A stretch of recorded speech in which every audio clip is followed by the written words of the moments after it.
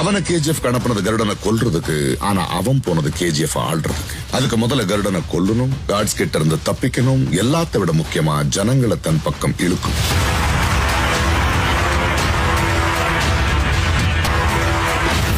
அங்க அந்த 3 கைதிகள்ல ஒருத்தனா வந்து எல்லாருக்கும் முன்னாடி கருடனை கொன்னா. வானரம் காட்ஸ் துப்பாக்கியை பிடிச்சு நின்னப்போ அது வரைக்கும் தலை தூக்க பயந்துட்டு இருந்த ஜனங்க ராக்கி மேல நிக்கிறத பார்த்ததும் காட்ஸுங்க தலைகளை மிதிச்சு முன்னேறினாங்க. மக்கள் ராக்கிய சுல்தானா ஏத்துக்கிட்டாங்க. நீங்க சொன்ன மாதிரி இந்த போட்டியில ஜெயிச்சு ஒரு கேங்ஸ்டர் இல்ல சார், ஒத்தையா வந்து புகுந்து அடிச்ச மான்ஸ்டர்.